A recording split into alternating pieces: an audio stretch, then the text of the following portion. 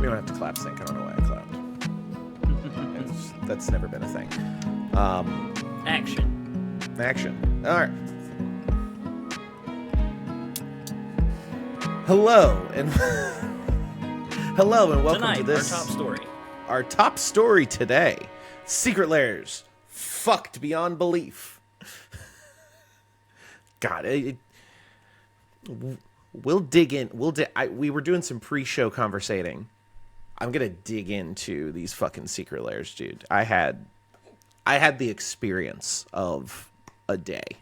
Ooh. But we're not gonna get into it on the show. Today's not been great. Had some birds in the house. Something got really messed up at work, and I had to just kind of sit there while everything was burning around me. And I recorded opening up a booster box of Final Fantasy, and I was like, yay, new cards. It's like the best thing ever. I can't wait to turn these into more shorts for the channel because those have been actually doing pretty well. And then I look at the footage, and it's all out of focus. I want to fucking end myself.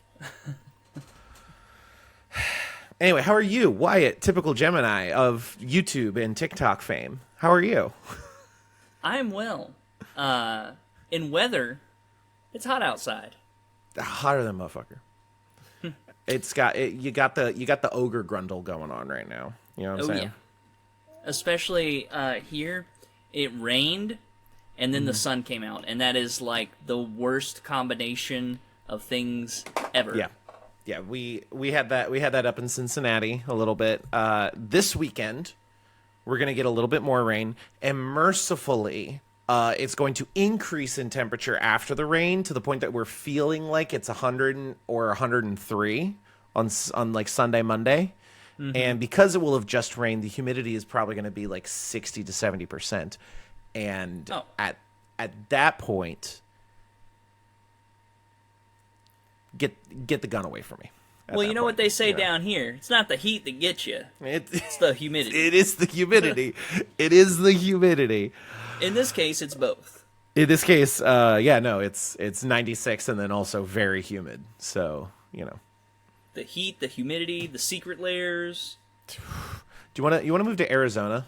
Maybe the shipping time for the Secret Lairs is there. Maybe the ping is a little bit better. So yeah, the Magic the Gathering Final Fantasy Secret Lairs, they were announced, they dropped, and just like all of the big ones, it was completely fucked basically right out of the gate. So yeah. Was I someone who waited in line for 5 hours only to not be able to get the cards that they wanted? Yes. Yes, I was. And I hated it. Yeah, that happened to my buddy. He just happened to be at work, and he was in a bit of a lull, and he looked at the time, and he was like, oh, they're about to drop the Secret Lair soon. I'll go ahead and get on the website. And he did, and the time dropped, and he literally had to sit there, keeping his phone, from dimming and without charging, and he's literally sitting there doing it. He goes through that whole process. He can only get two. He gets the Grimoire and the equipment one. He gets the Grimoire, everything's fine. He gets the equipment one, all the cards are in Japanese. Yeah. Did he buy the English one, or did he... He was just trying, he wasn't paying attention, so he didn't realize that he had bought the Japanese one, so when they showed up in Japanese, he was like... Yeah. Huh? Oh, great. So I ended up getting the Grimoire in English, and then I knowingly purchased the Japanese versions of the weapons and the Game Over. But the weapons in foil in Japanese were also already sold out. So of the three, I had to get the non-foil Japanese weapons and then the foil Game Over.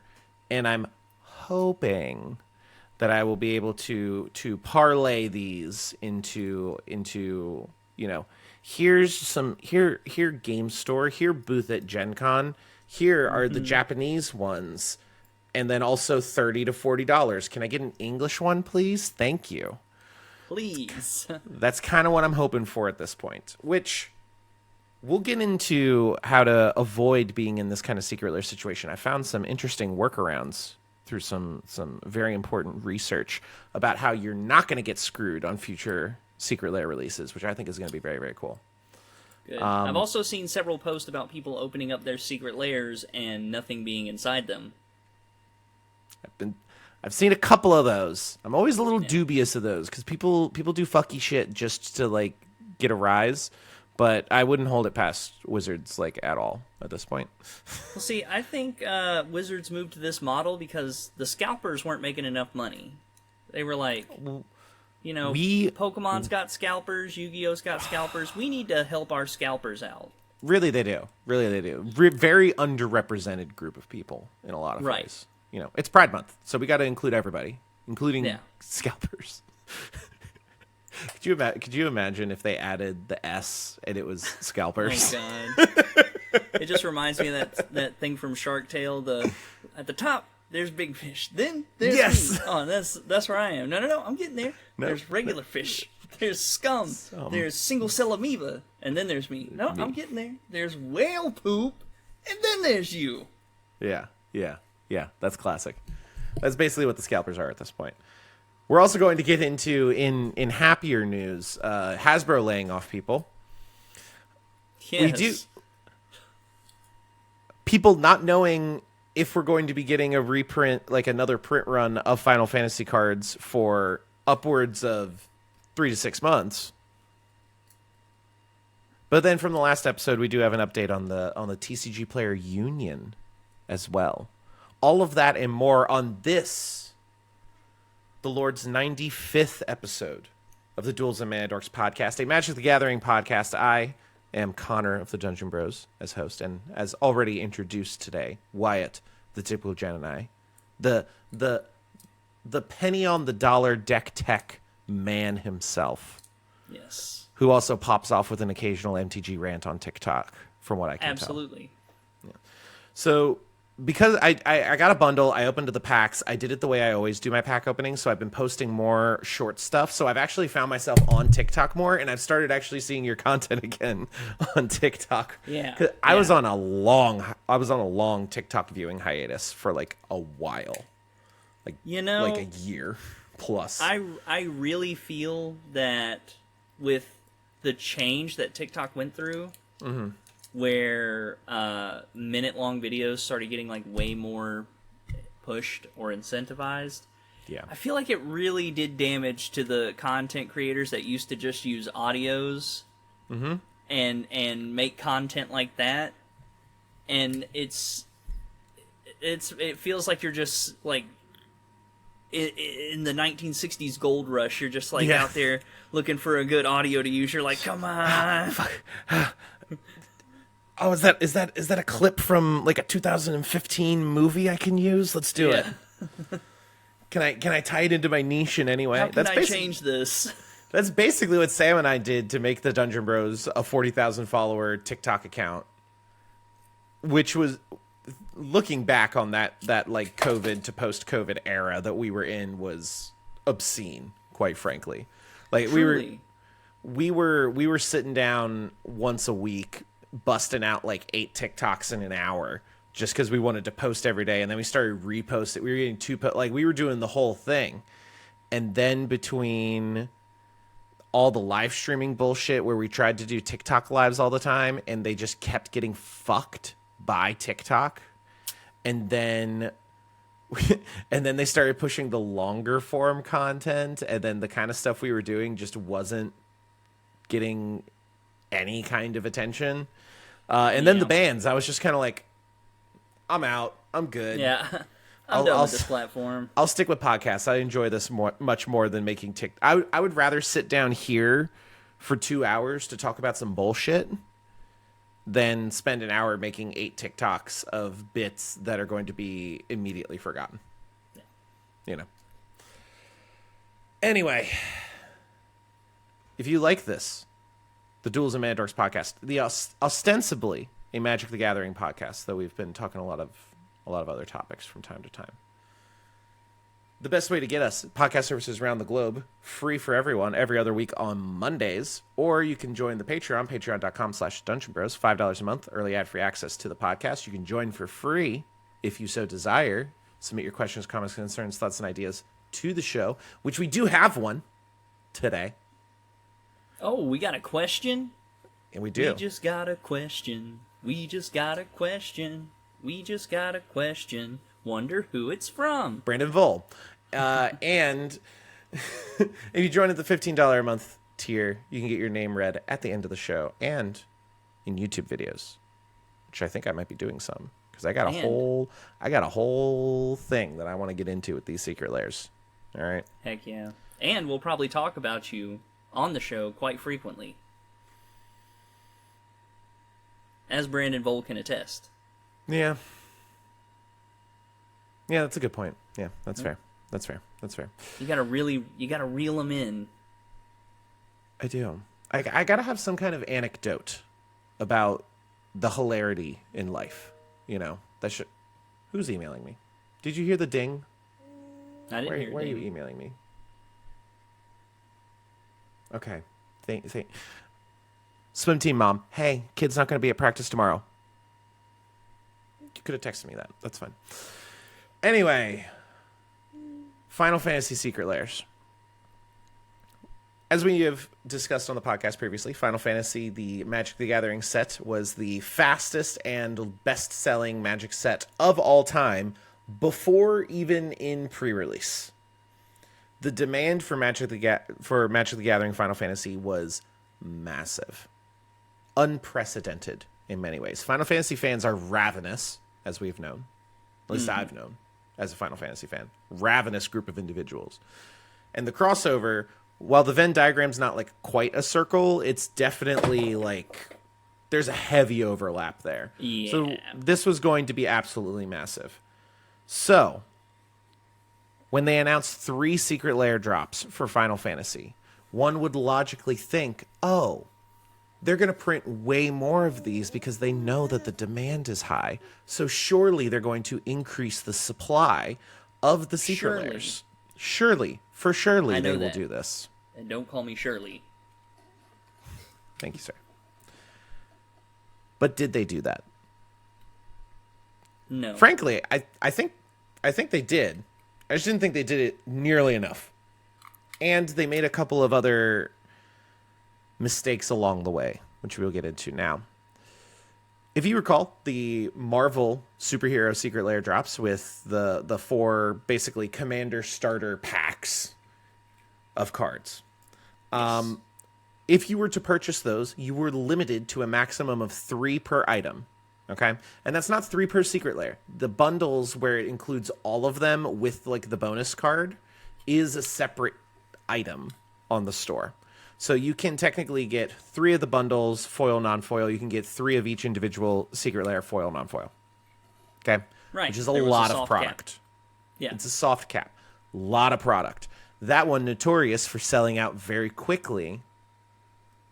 And scalpers getting a bunch of them getting onto the secondary market and marking them up a lot. Okay? Of course. That said, most people that got in line right when the drop opened got what they wanted. Okay? At the end of the day, people got the stuff they wanted. Now let's fast forward to this last week. Ma'am, we dropping stuff now? Yes. She gotta work on that grip strength. My goodness. What are we gonna do with that kid? Now let's move to this Secret Lair. 3 different drops. They had a bundle where they included a bonus card as well. Foil, non-foil, English and Japanese foil, non-foil for bundles and for individual Secret Lairs.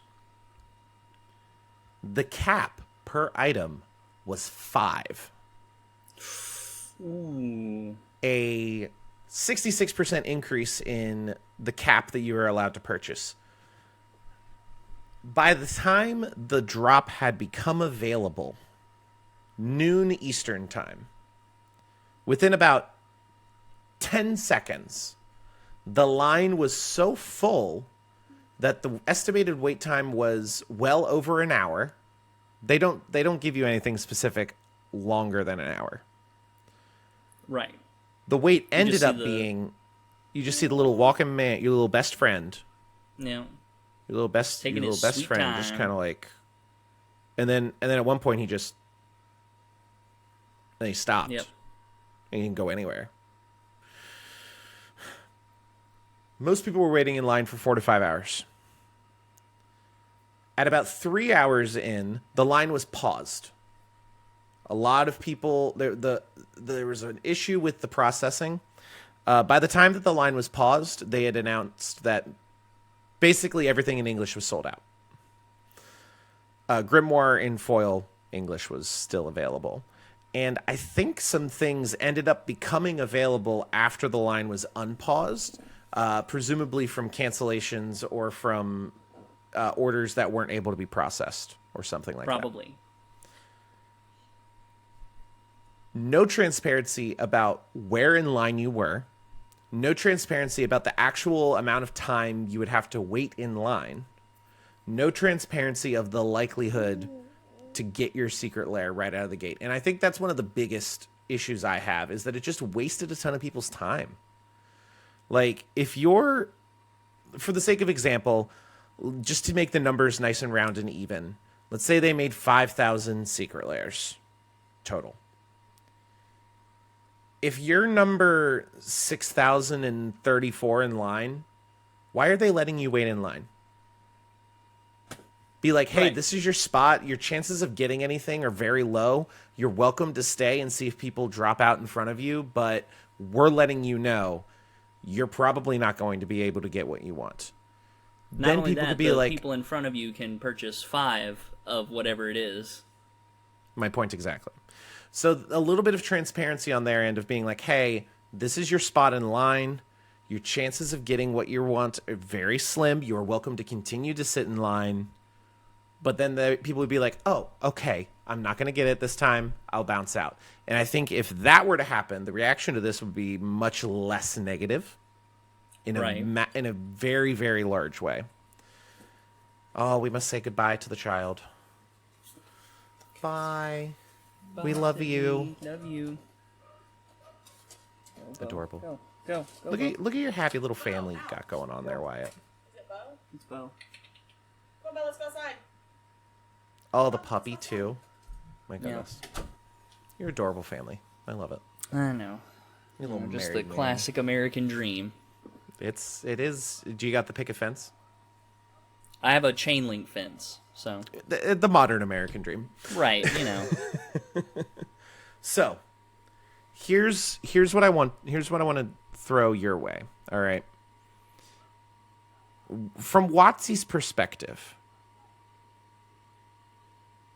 how does it benefit them to cap the amount that they can sell when obviously the demand for these major secret lairs far, far, far, far will outpace whatever their normal print allocation is and probably what their increased print allocate?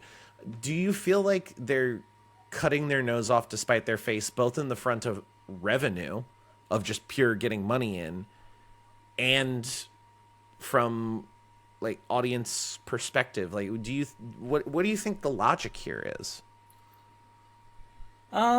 If I were to guess, it's probably, at the end of the day, we all know what it's about, the bottom line.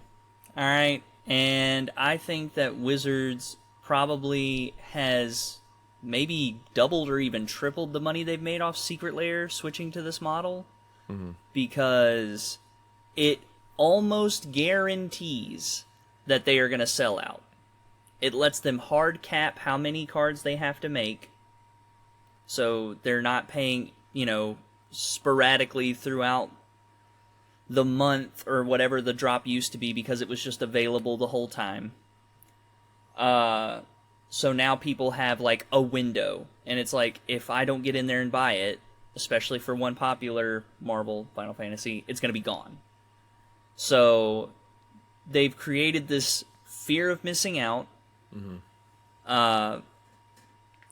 They've made a good market for scalpers, which, again, we've seen with the Pokemon, TCG, and Yu-Gi-Oh! In the past, that anytime scalpers are doing really well, it's because, like, it's at detriment to the fans. Yeah. And I just think that with them having this set solid number, it's probably having to do with how many cards they're paying to print and just maximizing that. No, Also, probably like numbers to the board, maybe. Like, oh yeah, look, this Secret Lair is 100% sold out. Well, yeah, I mean, that for one, I think that is honestly a large part of it. It's very in the corporate world. It's, and I work for a corporation, and I have a glimpse into this from time to time, where at the end of the day, the people in charge just want something simple that you can point to be like, look how good of a job I'm doing. And being able to hand them a document and say, look, we did this Secret Lair where we were charging a boatload of money for 6 cards, and they sold out within 3 hours immediately. Just easy revenue. That looks good at the corporate level, you know? So I understand from that perspective why you would do this. I still just can't help think they're just leaving money on the table with this. And even Secret Lairs that have been released after this limited print run model, you can still go to secretlair.com and get a ton of Secret Lairs that just nobody fucking wanted. So then they have all this excess product that they have to sit on, and they're not going to massively increase their allocation for Final Fantasy, or if they did, they didn't do it enough. You know? Right. Yeah. Well, I think it's also a way to point at it and look at it and be like, hey, this Secret Lair did really good. This Secret Lair did not do so good. And the ones that are still available were obviously stinkers. One of the ones that immediately comes to my mind, a cool Secret Lair in concept, is the, like, I think it was 80s high school retro frame ones, where they were, like, double-sided, but it was like an 80s high school yearbook where they're taking pictures, where, like, I think the only super desirable card, in my opinion, on there was Tulane. Yeah. And that art was just super divisive from the outset, too. Yeah. And it's like they've already shown that they're capable of doing print to demand with some level of shipping success. The whole reason they did the outward public reason they made this shift from print to demand to limited print run is to improve the shipping times, because we were having Secret Lairs that were taking months or even upwards of a year to ship out to people, which is absolutely unacceptable. Right. But then we just talked about their partnership with the Latin America Arts organization, where that Secret Lair, for one, the card quality is great. The art is fantastic. So like, you're getting good, valuable cards with beautiful art, and it's print to demand because it's for charity. And people are already getting them. Yeah. So they're capable of doing it. Oh, yeah. They absolutely have the ability to do it to a level of success. And I don't see why a hybrid model couldn't be the way forward. Like, could you imagine, like, hey, we're having this Secret Lair drop. It's limited. Get in while you can. Sells out in 2 hours. Okay. Yeah. Then they can get the marketing drop of, hey, guys, next week we're having another drop of them. We got another print run going. Fuck, you might sell out again. I was going to say, in my head, that just makes sense, because you could continuously sell out, and then you print just the exact same amount that you sold out on the last time. As long as you never increase it, when you get to the point where you're no longer selling out, you're just like, all right, we're done. Exactly. Yeah.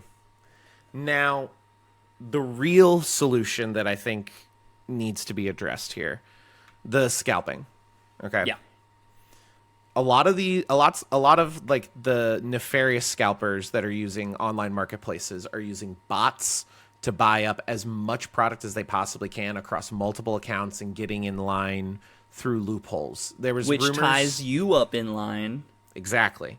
Now, there were also rumors that there was a line skip link that was going around on like Reddit or something where you could skip to the front of the line. I don't think those necessarily exist from my understanding of the back end of the Secret Lair website.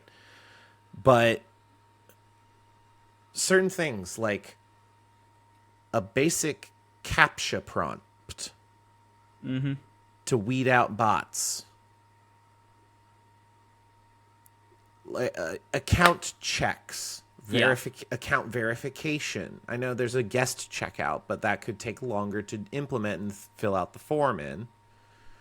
Honestly, literally just a basic CAPTCHA, I think would solve a lot of this problems.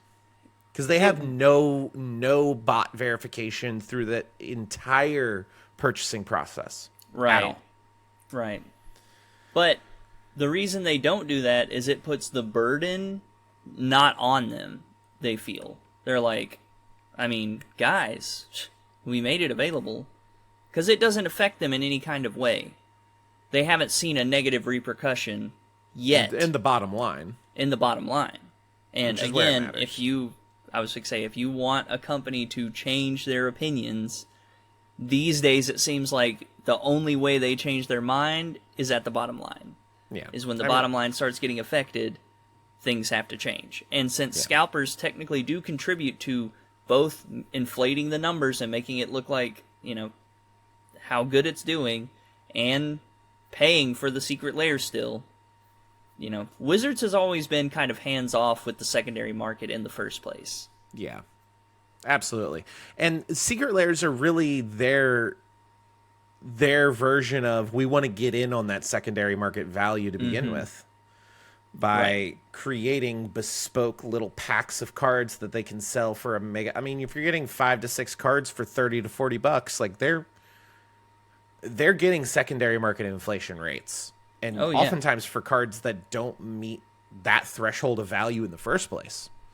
It's honestly a brilliant methodology, and in ways that they've done it in the past has been kind of good in some ways. But how they handled the Final Fantasy Secret Lair and just the lack of transparency, the lack of information, the lack of any kind of checks and balances to keep the flood of bots that are coming in from scooping everything up before anyone has a chance to buy anything. While it doesn't affect the bottom line, it affects the longevity of the bottom line. And I think that's one of the biggest issues we're facing in this post-COVID world. All of these companies, a bunch of organizations, and we'll get into this with the layoffs a little bit later, hired immensely when hobbies were exploding. You're seeing this across video game companies. You're seeing this with Warhammer, with tabletop games. Everything exploded. They expanded with the boom. And I imagine a lot of them expanded with the knowledge and expectation that they weren't going to remain at that level and were just ballooning up to fill the void in that moment. And then as they downsize, get the opportunity for, all right, let's find the best ones that we managed to balloon up, because they can get rid of all the bad ones and then keep the really good ones. Right. While also having an easy out for cutting costs down the line when things aren't as advantageous. An easy thing to do is lay off 10% of your people when you balloon up beyond your means. Typical capitalist society stuff.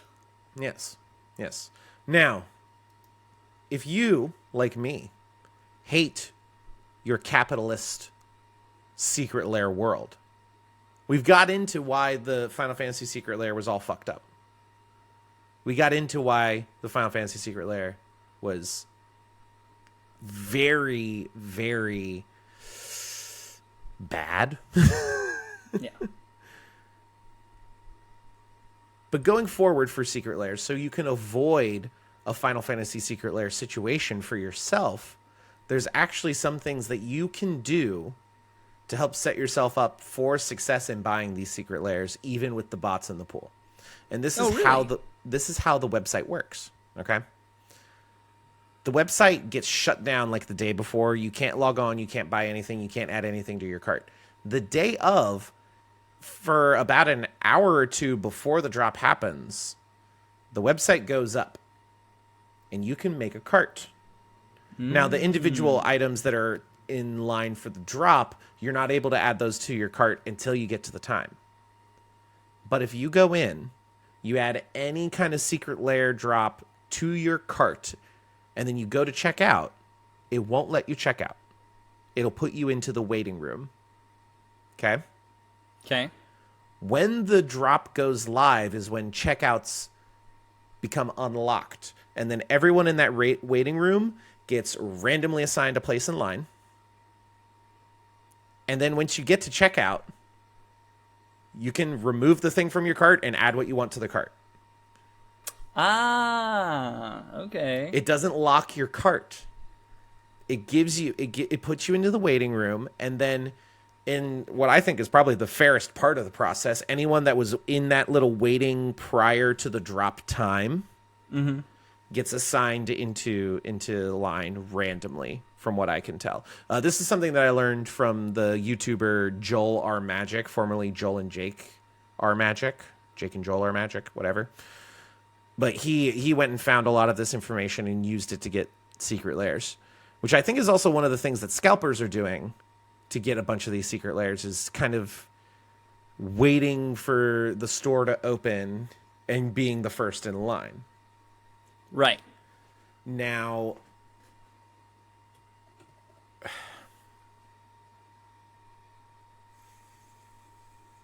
whether or not this works remains to be seen. I'll have to try it myself. I still think if a drop goes at noon and you're in the checkout line at noon 02, you should still be able to get the fucking product. Yeah, 100%. Within a couple hours. Even you refreshing the page shouldn't put you an hour and a half deep in a queue. Absolutely. So I will say this, though, just very quickly, just to touch on it. I know Magic Con Las Vegas is this weekend, or will be the past weekend whenever this goes live. For free feeds, if you watch it on Patreon, it's the coming weekend. Okay. The coming weekend. I know that Mark Rosewater and Gavin Verhey are both very open with the community and do a lot of interacting with them. So I think possibly, I don't know how big of a voice they have when it comes to product, but I think if people talk to them about it and like what a mess this is, and talk about it on Twitter, Blue Sky, Facebook, wherever, and they see it, I think that we might be able to get some, at bare minimum, something you were talking about with the gotcha captures. Yeah. Or like, all the squares that have a bicycle in them type stuff. I don't know. Yeah. Just something that is basic and implemented on like every website that has an account feature. Yeah. Or like a shop. One other last bit in terms of feedback to give to Wizards. I think that's a great thing is talking to the folks. Obviously, don't swarm them and be a dickhead. Right. That doesn't help anybody. No, don't do that. Don't do that. I'll get the spray bottle out. The cat knows to be fair. Actually, she doesn't. I don't do the spray water thing with the cat because I don't think that's like a good way to handle disciplining a cat. So she'd probably be like, "The fuck is that? What is that? What are you doing? What is it? What are you doing? What is this?" I'll get the spray bottle out for the people though. Watch yourselves. Don't make me get the deodorant. That's honestly probably more terrifying to a lot of them. But in terms of feedback for Secret Lairs, Wizards of the Coast and Secret Lair website, they have a feedback form. And you can go fill it out for feature request or for any kind of feedback. They have like a drop down of categories. Fill that out and send it in if you feel so compelled to. Yep. That's a direct line to them. That's their official channel for receiving that. So there you go. Make your voice heard. Absolutely. Even if you think it won't help, I promise you that they do look at that. They do. 100%. Or they have a paid intern or an unpaid intern look at it. Somebody looks at it. Unpaid. Yeah.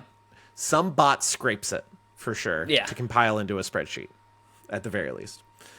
All right, do you have anything else you would like to say about the Secret Lair fiasco, Wyatt? I am pro proxy.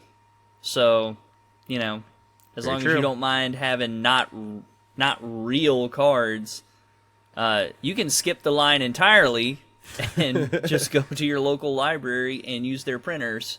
In fact, you can have the cards before people in most instances, because you can go do that before the drop even goes live. Hell, if you don't even want to do that and you're just super lazy, use your artistic ability. Or just write some hen scratch down on a paper. What?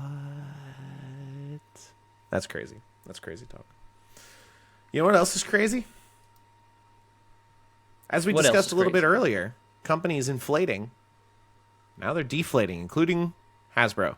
Hasbro, parent company of Wizards of the Coast, has laid off 3% of their workforce. This is a story from the Wall Street Journal. I do not have a subscription to the Wall Street Journal because I refuse to pay for newspaper media. Right. So this is from Print is TechRaptor. dead. So this is from TechRaptor, who's reporting on the Wall Street Journal, who's reporting on this story. Fucking Russian nesting doll of reporting going on online. They've laid off about I don't 3% have my Russian of nesting dolls. Yeah, right. I wish I had them on hand. I have some. They're just not on the desk. Oh. As you know, I am quite the collector of random trinkets and bobbits and... I feel like this isn't the first time I've made reference to a Russian nesting doll in terms of like a visual cue of some esoteric thing we're talking about. Right. Maybe something you might want to keep on hand close by at the desk is like a little reference. Yeah, I'll have to dig it out of storage. For the video podcast viewers, of course. If Right. you're listening to audio, I don't know what to tell you. I can't help you. Can't be done. You know what can be done though? Hasbro can What lay can off be done? 3% of their employees. Yes. It amounts to about 150 jobs lost from Hasbro. It's a report by the Wall Street Journal, which cites a Hasbro spokesperson as saying layoffs are due to the firm, quote, aligning its structure with its long-term goals, end quote. The journal says employees, quote, across departments and regions around the world, end quote, were affected by the layoffs. As the Wall Street Journal points out, this is part of a wider restructuring effort at Hasbro, which we will see the company attempting to cut around $1 billion from its expenditure over the next couple of years. This initiative also saw over 1,000 employees lose their jobs at Hasbro back in December of 2023, which we reported on back in the day. That was when it was Sam, not Wyatt. Right. Sam might be coming back. I think he's got another like 2 months on his hike. Despite the layoffs, Hasbro's numbers have not been looking bad recently. Towards the close of the last financial year, the company declared that tentpole franchises Dungeons & Dragons and Magic the Gathering were growing. Additionally, Hasbro has big plans for the IPs around which its business is built. Throughout 2025, for instance, Monopoly will get its first brand new box and some major new expansions, so the popularity of what is probably the world's most divisive mainstream board game will continue. Not only that, but Hasbro is looking to expand into new areas with some of its properties as well. Back in February, it revealed that a movie based on Magic the Gathering is on the way. It turns out it's going to be a freaking Netflix series. Woo. And it will serve as a collaboration between Hasbro and movie house Legendary Pictures. None of these initiatives have been enough to save the 150 employees who are going to be losing their jobs. And the cuts are part of a wider industry trend that has seen many companies let employees go, including industry giants like Microsoft, Sony, Google, and smaller studios like Bossa and Playtonic. Many of video game studios are laying off, publishers are laying off, like everyone in the tech sector or the entertainment much. or hobby, Yeah. making layoffs. And as I alluded to earlier in the episode, I think it's very clearly the bubble popping on the COVID boom in expansion and hiring that happened. I have a counter suspicion, and that is that they are bracing for a market crash. Inflation is going up, which means at some point it will have to come down. Well, that's And- the thing, is that inflation never goes down, really. It's just the value you have. Right now, goes we down. haven't seen it go down. The thing is once inflation's up, man, like that cost is kind of locked in. That raise in price is just going to be there forever now. That's why everything's Right. so fucking expensive. We had like 2 years of like 2 to 5 times the inflation rate we aim for. And it's like, while the inflation rate is like the lowest it's been in a decade, it doesn't matter because all that other shit already happened. Right. And it's going to, and as long as they continue to futz around with the financials of the US dollar, I don't see them letting another recession happen. Well, they're going to try their best to not make that happen, but between tariffs and going in and backing out, possible, war and everything else, I just think that companies have been kind of padding their bottom line a little bit, and, in the times that are good, they're bracing for the times that will be bad. Yeah. No, that's fair. That's fair. And being prepared in times of uncertainty is not a surprise at all. And I think that is a major contributing factor. I just think that what we saw in 2008 when we were but young warthogs. Yes. I should have bought a house when I was 11. That's on me. Right. I mean, That's on me. I'll take the blame for that. But in 2008, the biggest thing was the crash was due to banks getting outlandish with subprime loans and just making all of these loans for people that can't possibly repay them. And then suddenly if you guys everything want goes to belly check up. out something about that, you can watch a movie called The Big Short. A very good movie, I might add. A very good movie. A very, very good movie. But when you're getting all these subprime loans, you're like, oh, I'm collecting so much interest. This is great. But then suddenly, a bunch of people aren't going to be paying that off. And you get the bill. And you can go after them, but there isn't any asset to collect there. They were just too willing to give out risky loans. The problem right now is that inflation is getting out of control. And everyday people, their dollar just doesn't get them what they need. So they have no money. Right. The only way that the market is going to crash is if in this scenario everyone was like, we can't afford to spend anything anymore. When it reaches that tipping point, I think we see a decline, but I don't think we're going to have like one day where it's going to just fucking fall off a cliff. Like it No. did in I 2008. don't see anything like that happening, but I do see like a slow crash, essentially. Like Absolutely. at this point, you're gonna have to. But Absolutely. I mean, not to get too deep in the weeds of the economy when this is a Magic the Gathering podcast. There's an entire website for MTG stocks, all right? Like, we're good. Yeah. Let's go. Okay, Let's get into it. I love this kind of shit. me too. Like, it's so fascinating. But listen, if you're one of the 150 people losing your job, that's awful. Terrible.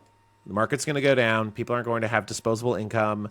It's going to hit companies like Hasbro, I think, the hardest because this is just Magic's discretionary spending.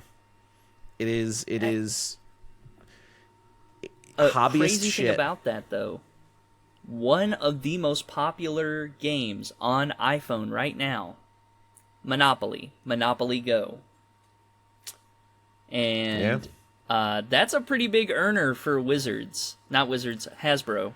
Well, and even And I didn't even think about that till I saw a video by, I believe, Trinket Mage, where he talked about it. Love that guy. And why the change towards more universes beyond. And a lot of what he was saying was making a lot of sense. And no, I agree with a lot of what Trinket Mage has to say about that kind of stuff. And even with Arena, like, of the card game apps, Arena is in the echelon of the top, period. Like, obviously, Pokemon has had a huge surge, and I think they could probably learn a lot from Pokemon. And I think they've kind of done that with how we were talking about in a previous episode recently, how they changed some of the economy when it came to, like, reprints. And duplicate protection. But even like Duel Masters for Yu-Gi-Oh! Super popular. All of those apps are very, very popular. And I think those are easy cash money if you can keep the servers up. and keep the content yeah. flowing, which if they keep making Magic sets, it's very easy to keep the content flowing because the bulk of the work in making a Magic set is when you do that, you just have done most of the work for the arena team. You have all the card assets, you have all the art. They just have to go into the individual files and make them mechanically work. That's all they have to do. Yeah, they have to go speak to the Omnissiah and do their tech priest stuff. Yeah, they have to plug into Skynet and hack into the Matrix. Yeah, jack in. Yeah. And then when they're done, they have to jack off the Matrix. They got to jack into the Matrix, and then they got to jack off the interest. Anyway. That's how you get out of the Matrix. That is how you get out of the Matrix. So for the 150 people losing their jobs, jack into the Matrix and then jack off, and I think you'll be good to go. Moving right along. Don't know what the fuck that was, but moving right along. An update to the last episode of the podcast. The TCG Union. TCG Player was bought by eBay several years ago, and eBay has officially closed the Syracuse, New York factory, the warehouse where TCG Player was operating out of, the main hub for TCG Player. They're moving it to Kentucky. The TCG Player employees attempted to form a union. eBay, notoriously anti-union as a corporation, did an awful lot to intimidate their employees, to stop them from unionizing, to not even negotiate with them in good faith. If you want to check some of that out, you can check out the last episode of the podcast. Is it the last episode? We really get into it. Podcast. We dig. We be digging. There is an update from the TCG Union CWA Twitter account. On June 9th, they announced they ratified a closing agreement with eBay/TCG Player with a unanimous vote. After several intensive days of bargaining and sustained pressure from your boycott and solidarity of our members, we were able to win a substantially improved severance package from TCG Player workers. The package includes 20 weeks of severance pay with an additional $2.50 per hour above current wages for everyone within the bargaining unit, more than doubled what they were originally offered. 6 months of COBRA medical coverage paid for by the company, 7 months of continued mental health benefits, and then a $1,250 ratification bonus for everyone in the bargaining unit. The severance agreement makes sure that their members will land firmly on their feet as well as they all move forward and search for new jobs. And they are grateful for the support of the TCG community in showing them their support with the TCG Union CWA. The only way that eBay was able to beat their union was to close the warehouse and open up a new one in Louisville, Kentucky. A right-to-work state. A right-to-work state. That is true. My own state, in fact. Now, this is a huge, massive win for those employees, and it really sets them up to give them like a healthy amount of time to gather themselves, to figure out what their next move is going to be as units while still having a lot of stability. And I think that is something that should be commended. What I will say, though, is I think the reason that eBay and TCG Player were willing to do this was just to shut them up and move on. 1,000%. The fact that they could pay them all that, it, again, very good for the employees. Like, good job, union. However, the fact that you could do that for the employees, but you just didn't want to. Yeah. The fact that you're still moving to Kentucky just really screams to me like, all right, guys, shut up now. All right, this is barely a dent. All right, we're gonna do what we're gonna do. Yeah, we're moving. No unions. Yeah. Get the big checkbook out. I'll write you all a Publishers Clearinghouse check for $250 million and shut up. I mean, to them, it's nothing. It's nothing. And they're going to move to Kentucky, and then they're going to fire anyone who even whispers about a union, and they're just going to have it locked up tight. Yeah. Like, I mean, they're going to end up making way more money than they would have just, staying in New York and meeting the union's demands. So much cheaper to just pay off the union and then move to a place where there's not one and set up shop. Yeah. Now, Scummy. it is a very scummy multi-billion-dollar corporate move to just be like, okay, fine, we'll give you everything you want and more, so you can celebrate your win, and then we're going to get exactly what we want in the end. So, but that does tell me that, for the most part, people were probably avoiding TCG like the plague. Oh, absolutely. They were totally not going to TCG Player to buy. So it had to be some kind of other outside pressure for them to do that much. Yeah. Otherwise, absolutely. they probably would have done the bare minimum and moved on. Absolutely. Congratulations for those that are losing their jobs for getting what you got. That's an amazing deal, frankly. In a severance package situation, that's about the best you could ever hope for. Yeah. And so I really wish the best for everyone. Yeah. They'll they'll fall up. Yeah. They'll find their feet. That's for sure. TCG Player is huge, and the people that made that shit run are going to be just fine, I think, in the long run. Ooh, is this going to be the last item? We'll probably. I don't think we talked about that. We'll get to that. All right. Final Fantasy print runs have been thrown into question a fair bit recently. Yes. Usually these print runs happen about a month or two after a set comes out, where they get a second printing. The product stays nice and available. With Final Fantasy, shit's sold out basically everywhere. And there's conflicting reports going on about when a new run of play boosters is going to happen. The problem is that the distributors that have cards, they were basically sold out before any street date, any pre-release street date, any full release street date. You're barely able to find this stuff in retail stores at all, which is crazy that it's that highly in demand.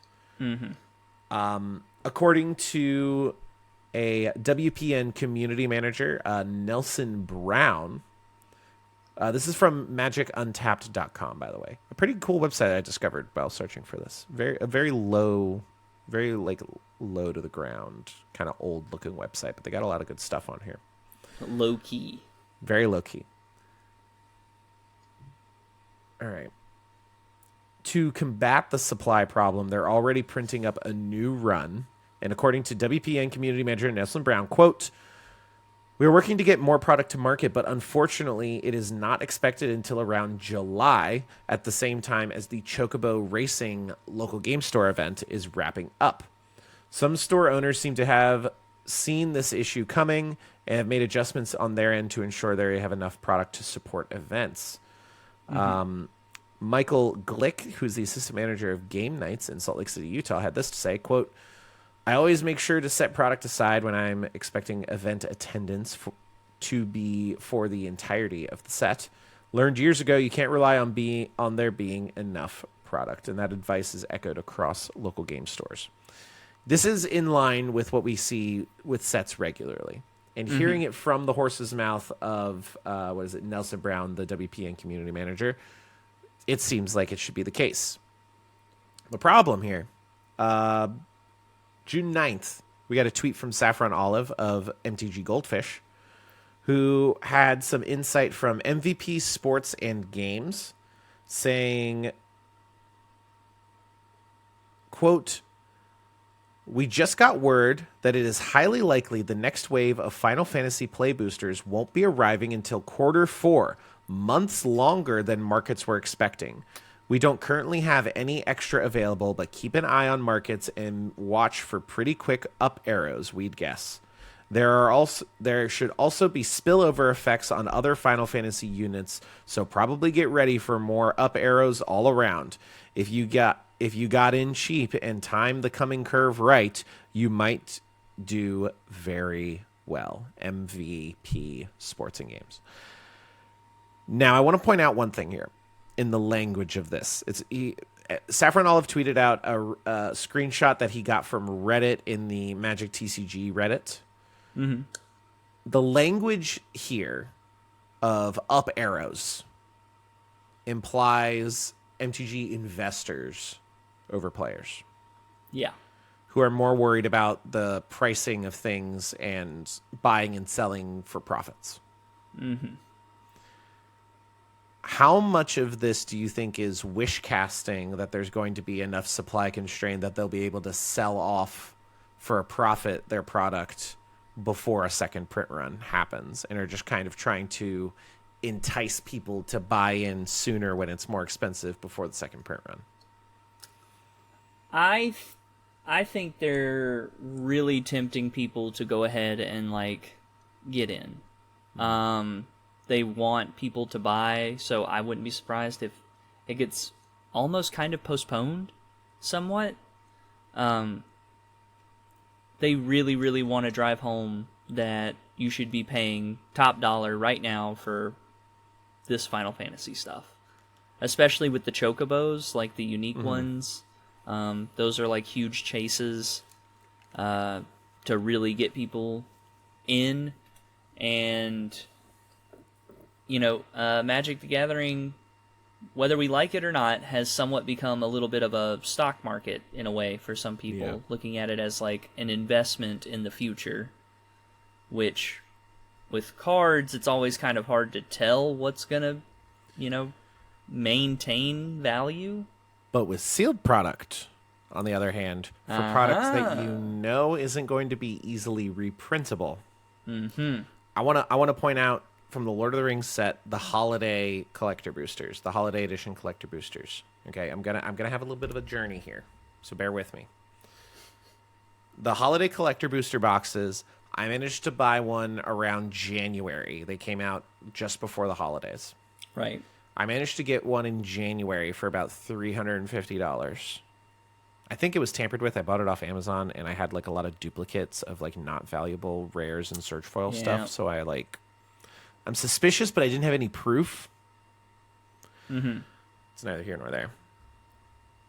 How much do you think a box of collector boosters for the holiday edition Lord of the Rings? Oh God. You said 320. 500. Special edition collector booster display. TCG Player. Ooh, that's a lot bigger than the last time. You're making me nervous. All right, so oh my God. So June 2024. Okay. $442. Then suddenly it's out of print. In November of 2024, the end of November, you could get it for $939. And then leading into the holiday season, it spikes to $1,650. It dips back down into into $1,300, which is what I saw the last time. And right now, an unopened Holiday Edition Lord of the Rings Tales of Middle-earth Collector Booster Display, which is one booster box of collector boosters, 12 packs, Lord of the Rings, $1,850 plus shifting. No. Anyone's paying that? No. You're going to need a bigger wallet. And it's all for the posters. It's all for the poster cards. It's all for those poster cards because those things are ludicrously expensive. Yeah. And not to mention the crazy bonus sheet cards you can get that are like hundreds of dollars with the beautiful old Lord of the Rings art style. Like, I get it. This shit's cool. But like I go to 23 listings on TCG Player, 1850, 1875, 1869, 1879, 1899. There's some people that are listing it for $2,000 No. unopened. No. Mm-mm. Because that's the thing about it. What they're selling isn't even the cards within. It's a promise. It's a maybe. You might. That's the thing about it. It reminds me so much of that thing of Family Guy, where it's like, you can take the boat, or you can get the mystery box. But the And they're mystery like, we'll box take could the be anything. Whoa. It could even It could be be a a boat. You know how much we've always wanted one of those? We'll You take know the how much box. we wanted about it? So here's my thoughts on this whole thing. So I think what MVP Sports and Games is doing here, they specifically say the next wave of Final Fantasy play boosters won't arrive until Q4. Right. I don't think that's accurate, quite frankly. Wizards of the Coast would be bafflingly inept if they didn't have Right. another print run of this set, seeing how it sold in pre-order time. If they didn't have another Immediately. soon, like shut the printers off for Edge of Eternities. We gotta get some more Final Fantasy shit out. You know, like that level of change the plan. If they didn't at least have a second print run at the end of the summer, I'd be shocked. Right. June to Q4 for a very big Universes Beyond set. For a very well-selling product in Lord of the Rings. Mm-hmm. Set released June. Holiday edition, special edition collector boosters released in November. Do you think this might be an indication that we're going to be getting some more special edition collector boosters for Final Fantasy? Absolutely. They saw what Lord of the Rings did, and they're just following suit. Assassin's Creed didn't do that. No? Didn't sell like that. That's probably why they didn't do anything with that, really. But they see the potential of this Final Fantasy set. I can see the them fact doing that the whole packs scene are boxes. already more expensive. Boxes, the Secret Lair selling out, like all indicators point to this being a huge influx, especially at the end of the year in Q4. Absolutely. So we could definitely see something like a holiday bundle or some kind of Final Fantasy booster with even more, crazy art or more chocobos even. Yeah. Some a different bonus sheet, bringing in some more older, like, concept art stuff, like they were kind of doing. A new frame, like they did with Lord of the Rings. The Lord of the Rings scroll frame was those collector boosters. I could see them doing some kind of reference to video game stuff, like a pixel frame or something. I feel like this kind of set is one of those, like, if they had preliminary plans for like a scene box set like they did with Lord of the Rings and like a special edition collector booster at the beginning of the year when they started seeing the demand for this. Oh yeah. They definitely are like, we're totally doing that. So what 100%. I think is happening here, and mark my words, episode 95 of the Duels and Mandorks podcast, I want to be able to clip this out in 6 months. That's the title right there. Mark my words. Mark my words. We're going to get a second print run of play boosters in July. To coincide with the Chocobo Racing local game store events. The end of that, or during that, there's going to be another print run. There's going to be more product available. They'd be foolish not to. Absolutely. We're leading into Gen Con. We're leading into other Magic Cons, other game conventions where these are going to be in demand. Like they're going to have another print run. I think someone at MVP Sports and Games, all the investory language in this screenshot and this email, I think they're just trying to drive up that FOMO energy so that their current stuff they can flip before the next print run, before there's more product available. And I think course. the Q4 thing might be a call out so they can be like, oh well, we were just kind of misinformed. We were thinking of the holiday boosters, the special edition collector booster box, the scene boxes, the whatever. Yeah. So I am predicting Calling it now. Play Boosters July. November, we're going to get a special edition collector booster, maybe scene boxes a la Lord of the Rings in preparation for the Christmas season, the holiday season. Calling it now. Call it. And they're gonna come out like right after Avatar: The Last Airbender. Which actually they dated Avatar as November 21st. And I think they're We haven't even given Edge of Eternities a chance. Yeah. Yeah, I'm telling you, man. I'm telling you, it's fucked. Do you have anything else you'd like to say about the print run of Final Fantasy? I don't think this is the final we'll be seeing of Final Fantasy. No, it will not. Over to you, Connor. No, it will not. I will be going out of my way to be able to afford 2 to 3 boxes of this holiday collector booster. 1 to open. 1 to hold on to for 2 years when they are eventually $2,000. Right. Nice little nest egg. Yeah. And 1 to sell when it's like 800. Like the current Just ones. something to, double up real quick. Yeah, get the quick cash flip on it plus the one that I opened. Yeah. And then a $2,000 investment for the next Universes Beyond thing that I want to buy in That's gross when you start quantities. preparing for Spider-Man. No, I don't think I'm going to be doing that, Wyatt. I appreciate you offering that, but I don't. I love Spider-Man. He's great. Yeah. Spider-Man's great. I don't need more pictures of Spider-Man on my cards. Do you think that they're gonna print murder in the Spider-Man set, but it's gonna be Uncle Ben dying?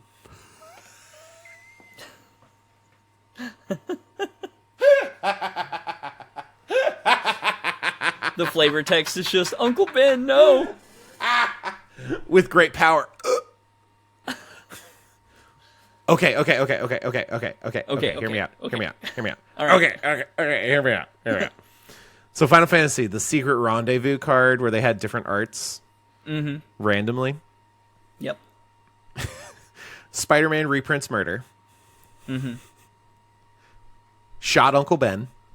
Yep. Broken back Gwen Stacy. Of course.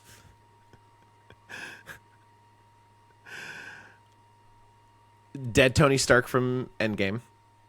Okay. Yeah. And let's throw in Goblin Bombed Aunt May. You're forgetting a very important one. The captain, Gwen Stacy's dad, that was the captain of the police force. Oh yeah, he dies. Yeah. The canon event for all Spider-Man. Yeah, the Croc Doc. The Croc Doc. Yeah. Yeah. Yeah, that guy. Well, that's $1 million idea. Watsy. Yeah, boom. You can cut us the check. Good to go. Call us. Our people will call your people. Yeah. My secretary, who currently looks like she wants some dinner. Jester, hold our calls. Yeah, I'm probably gonna have to. Oh, that's all she does. That's all she does. Put them on fucking hold. All right, we've been going a little over an hour. The Duels of Mad Dorks podcast, ostensibly a Magic the Gathering podcast, once spoke quite a bit about Dungeons and Dragons.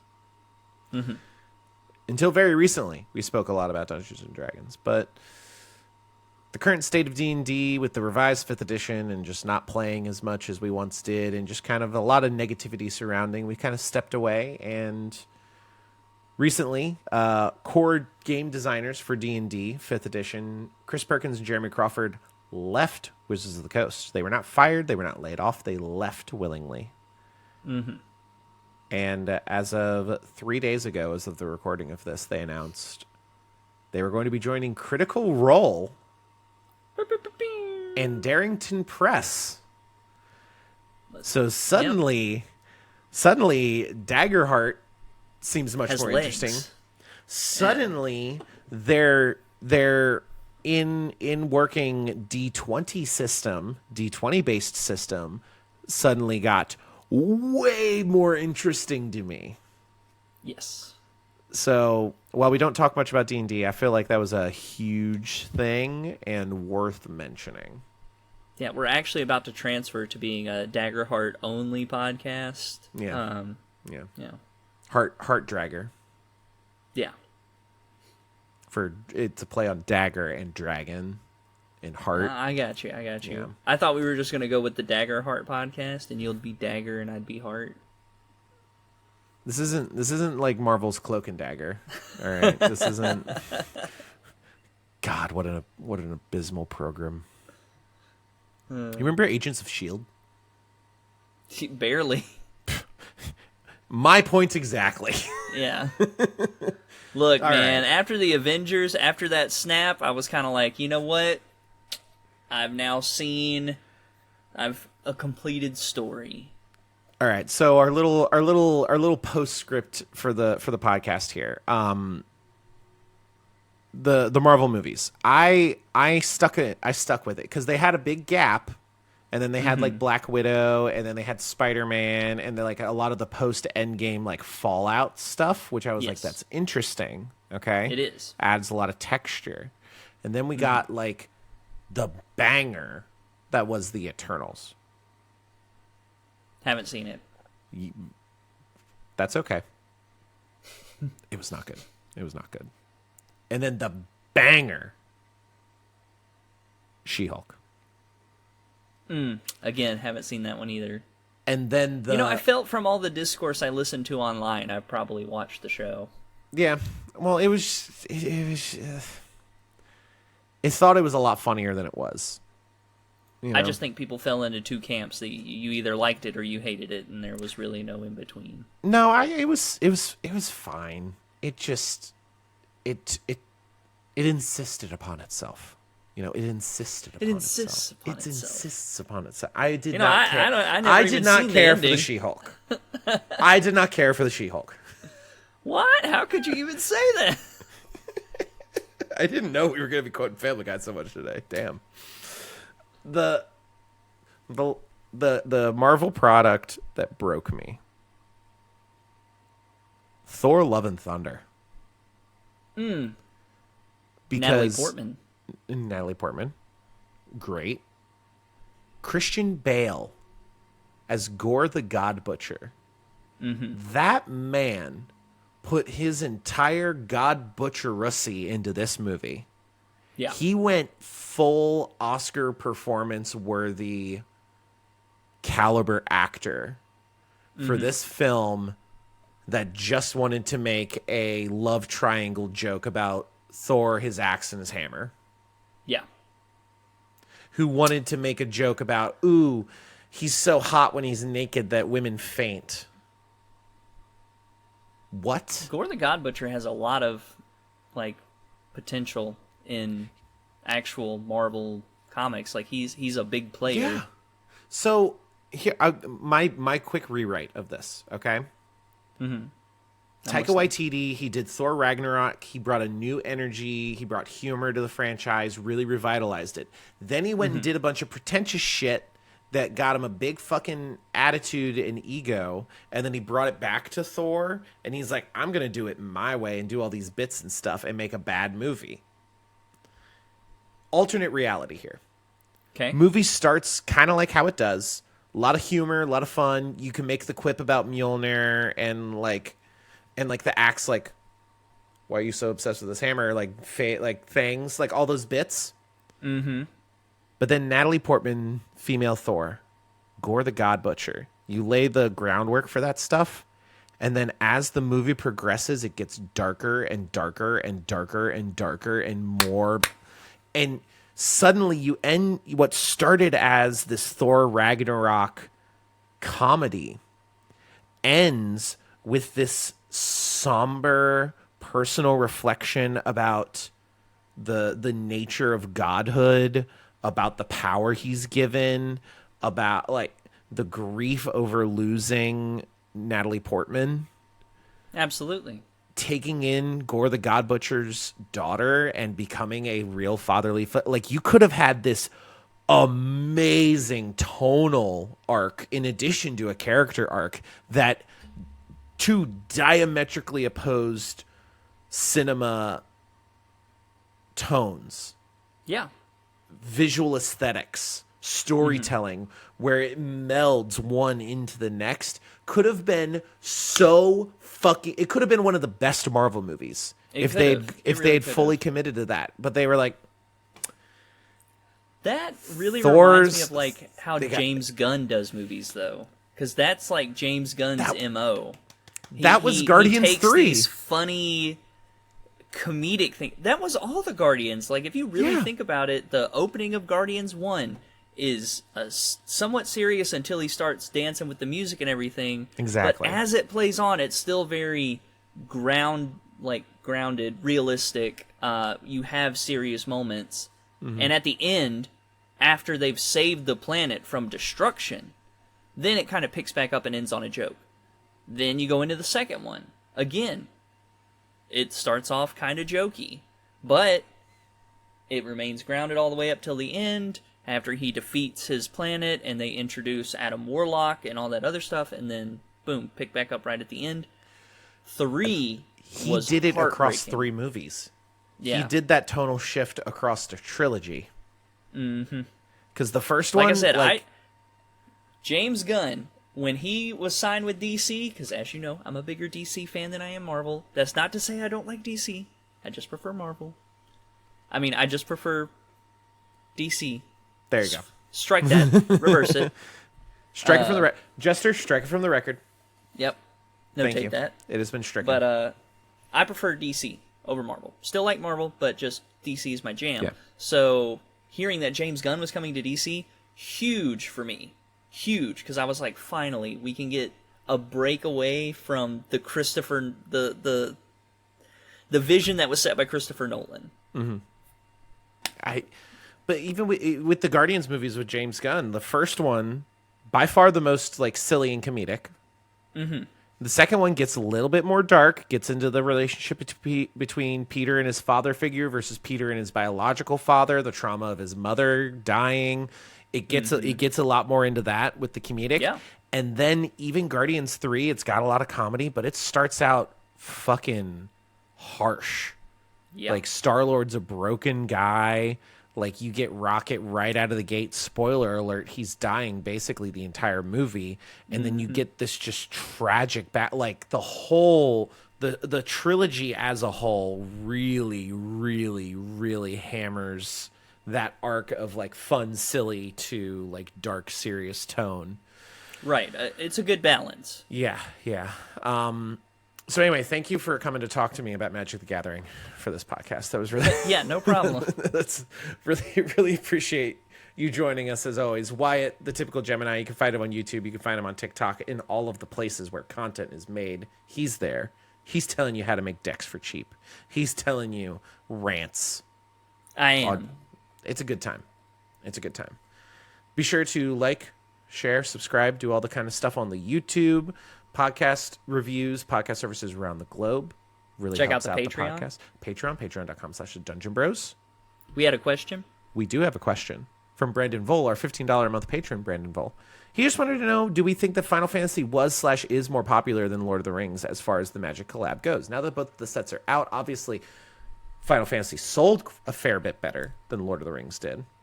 We kind of got into it a little bit with with the collector boosters, like what they could be doing in the holiday season kind of thing. But as far as like set design goes, do you think Lord of the Rings or Final Fantasy is more popular, more engaging? I personally think Lord of the Rings, for sure. I feel that Lord of the Rings was almost a perfect balance for both people that didn't like Universes Beyond Magic, because it was close enough that it's like, this really doesn't break my immersion that much. You know, it's not a Buster Sword in your face or anything like that. So I feel like you pull in a lot of like Magic boomers and stuff like that. Like I feel like Lord of the Rings throws a wider net in my head for pulling in people. No, as I has agree with the that. movies. I agree with that. I think objectively Final Fantasy is more popular. Yeah. I mean, just like product sale, at the end of the day, I think it comes down to product sales. And as much as I love the Lord of the Rings set, I mean, the One Ring kind of fucked things up a lot for formats. Orcish Bowmasters is a very, very powerful card. Even things like Lorien Revealed, Yep. Palantir, the fuck, why am I forgetting? I always forget the card names. Want to there were some like boogeyman cards from Yeah. Lord of the Rings. But I'm sure there will be boogeyman cards from Final Fantasy. We And just I got to think give there's people some more. time to play with it. I think there's more, and I think there's a lot that are flying under the radar right now. Absolutely. Squall Seed Absolutely. Mercenary is going to be a huge card. It's going to be a big. It's going to be an Orzhov CDH card, Commander. Oh, Like for sure. that's going to be weird. Cloud Midgard Mercenary, Sephiroth, Terra is going to be huge.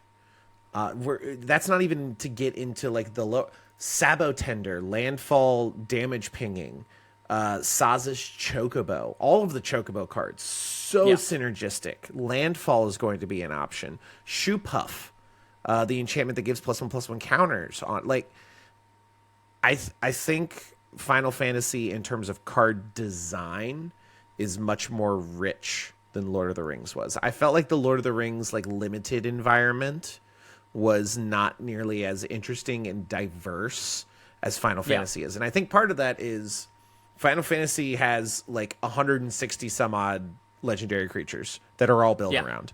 And so whatever you happen to open in that uncommon slot, whatever bomb, rare, or mythic you manage to open, like that becomes a build around card. And then suddenly you've got not the 10 color pairs, you've got dozens and dozens and dozens of deck designs within those color pairs. By breaking some of those color pairs, like you get a lot more going on in Final Fantasy. And that's just from my perspective. Most of my experience with playing the limited environments for both has been Arena Draft for Lord of the Rings back in the day and with Final Fantasy now. And I'm having a lot more fun brewing around and working in the Final Fantasy limited environment than I did with Lord of the Rings. Well, I think we can all agree that Lord of the Rings was like the testing ground, really. So they really tried to pull back on a lot. But I mean, there were some things that were just going to be powerful. I mean, no matter how you want to cut it, the One Ring had to be powerful because they couldn't just make the One Ring not be powerful. People No, would be absolutely. like, well, that was a flavor fail. Yeah, exactly. The Palantir, again, is like this legendary thing, and though it doesn't get super well explained in the movies, it's, you know... It's an iconic object. Right, and, you know, they took some big swings. Some of them were misses. Like, I feel like the Gandalfs were kind of... but, Gandalfs you know, were rough. still... And I honestly think that the Lord of the Rings set was way more limited because they leaned so heavy into the Hobbit themes for the Hobbit stuff and the food tokens. Yeah, and we also have to remember that that set was designed specifically to go into Modern, Yeah, not pass through Standard. Exactly. So exactly. they knew that if they just overloaded it with legendary creatures and things of that nature, then it probably wouldn't play super well in Modern, and they wouldn't have sold as much as they did. Yeah, I agree. So, in conclusion, I think Lord of the Rings is a much more popular aesthetic and vibe for Magic players. Mm-hmm. And I think the limited, like the actual construction of the set in terms of cards and gameplay, I think is going to be more popular with Final Fantasy, in my opinion. Yeah. For the people that are able to get over the aesthetic aspect of it. Yeah, I was kind of I was being a little bit of a hater on it in the beginning, but I've seen so much good stuff in this set that I'm like, I don't even care. Dude, there's going to be a lot of really sleeper legends that come out of this Final Fantasy set, like that need just like one more card, you know. And I mean, even like Saza's Chocobo, a 1-mana landfall, get a +1/+1 counter bird, doesn't have flying. But like in a standard environment where like landfall, you had all this support at the 2-mana value, And now you've got this 4 of 1 mana value creature, which frankly is going to just be a removal draw. Because if they save it for like if they save it for like the Tifa or the Bristly Bill, then suddenly out of nowhere, this 0/1/1 drop becomes a fucking 5/6, becomes a 7/8, becomes a, and then that's a problem that you're like cheap 1 mana removal. I think the cat's saying I need to be done and that it's dinner time. So, Brandon, to say, as much as I love Lord of the Rings, personally, I think the Final Fantasy set in terms of gameplay is going to be better, more popular. Yep. I also think that it will be remembered much more fondly by everyone once all said and done and everything shook out. I just feel that they took a lot of really cool directions with a lot of different cards, and I think this set really does have something for pretty much every player across the board. I agree. Ma'am, my microphone stand is not a face scratcher for you. Right, come here. Here's the baby. There you go. We started with my baby, we'll end with your baby. Exactly. Thank you again for joining us for this, the Lord's 95th episode of the Duels and Dorks podcast. We love you very much, and as always, sayonara. Feed me.